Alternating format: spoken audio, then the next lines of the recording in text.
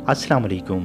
एक बूढ़ा बुजुर्ग आदमी शहर से दूर पहाड़ी इलाके में एक छोटी सी कुटिया में रहता था। वो अपनी गुजर बसर के लिए थोड़ी बहुत खेती बाड़ी करता और बाकी वक्त इबादत और रियाजत में मसरूफ़ रहता। वो बहुत कनात पसंद था और सादगी से ज़िंदगी गुजार रहा था।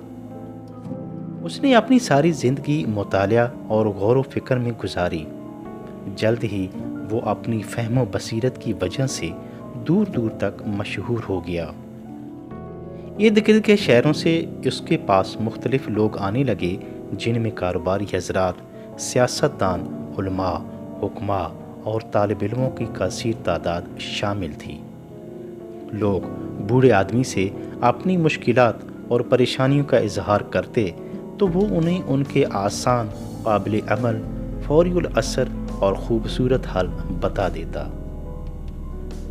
कुछ ऐसे लोग भी उसके पास आते जो कि बुजुर्ग से इल्म और फ़लसफ़ियात के मुश्किल और पेचीदा सवालात पूछते। बूढ़ा आदमी चंद लम्हों ही में उनका दुरुस्त और आसान हल पेश कर देता। सही जवाब पाकर वो लोग मुतमईन और खुश हो जाते, बुजुर्ग का शुक्रिया अदा करते और वापस चले जाते। बूढ़े आदमी से जो कोई भी सवाल करता, वो हमेशा उसके सवाल का सही जवाब देकर साथ ही उसे नसीहत भी करते कि इस पर खुद भी अमल करना है और लोगों को भी इसकी तालीम दीनी है।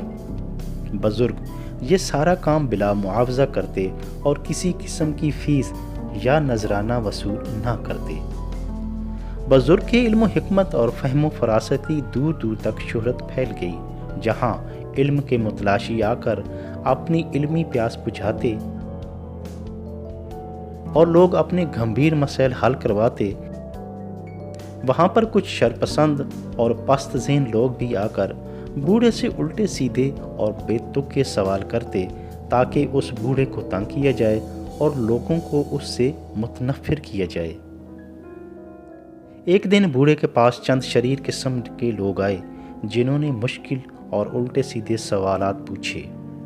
तो बुजुर्ग ने बड़ी मतानत और हौसले के साथ उनके सही हल पेश कर दिए। दुरुस्त जवाब पाकर उन्हें जब अपनी दाल गलती नज़र न आई तो बहुत परेशान हुए। आखिरकार उनके सरगना ने अपने साथियों से कहा, दोस्तों परेशान मत हो, मैं बूढ़े से ऐसे सवाल पूछूंगा जिसका यकीनन वो दुरुस्त जवाब ना दे पाएगा और यूं हमें उसकी तजलील करने का मौका मिल जाएगा। उसने एक कबूतर अपने हाथों में छुपा लिया और साथियों को बताने लगा कि मैं बूढ़े से पूछूंगा कि मेरे हाथों में क्या है। उम्मीद है कि वो इसका जवाब भी नहीं दे पाएगा, क्योंकि उसे क्या पता कि मैंने हाथ में क्या छुपा रखा है, और अगर उसे पता चल गया कि ये कबूतर है तो फिर मैं अगला सवाल पूछूंगा कि ये कबूतर जिंदा है या मुर्दा।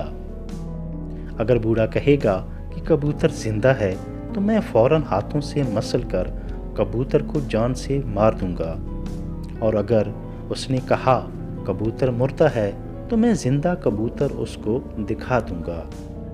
इस तरह हम उस बूढ़े को अपने जाल में फंसा लेंगे और मकसद में कामयाब हो जाएंगे। उसके साथियों ने भी उसकी तायद की और कहके लगाते बुजुर्ग की तरफ एक बार फिर चल पड़े। जब वो शख्स कबूतर अपने हाथों में छुपाए बूढ़े के पास पहुंचा और सवाल किया कि मेरे हाथों में क्या है, बुजुर्ग ने जवाब दिया कि गायब का इल्म तो अल्लाह ताला के पास है, मगर मेरा वजदान ये कहता है कि ये कबूतर है। दुरुस्त जवाब सुनकर वो सठिया गया, मगर उसने मंसूबाबंदी के मुताबिक फिर अगला सवाल पूछा कि ये कबूतर जिंदा है या मुर्दा। तो दाना बूढ़े ने बड़ा ज़बरदस्त जवाब दिया और कहा, कबूतर तुम्हारे हाथों में है, जैसे चाहो सुलूक करो। ये हिकमत भरा जवाब सुनकर वो हक्का बक्का रह गया और अपने साथियों समेत बूढ़े के कदमों में गिर गया और अपने किए की मुआफ़ी मांगने लगे। इस कहानी में हमारे लिए दो सबक पोशीदा हैं। एक ये कि हमें अपने बूढ़ों और बुजुर्गों की इज़्ज़त करनी चाहिए और उनके साथ ठट्ठा मजाक नहीं करना चाहिए। دوسرا یہ کہ اس کبوتر کی طرح ہماری زندگی کا مستقبل ہمارے اپنے ہاتھوں میں ہے۔ ہم اسے اپنے عمل سے مردہ بھی کر سکتے ہیں اور اپنی بصیرت و دانائی سے زندہ بھی کر سکتے ہیں۔ اختیار ہمارے ہاتھ میں ہے کہ ہم اپنی زندگی پاکیزہ اور اچھے طریقے سے گزاریں یا شیطان کے آلہ کار بن کر اپنی زندگی بھی خراب کریں اور دوسروں کا جینا بھی دوبھر کر دیں۔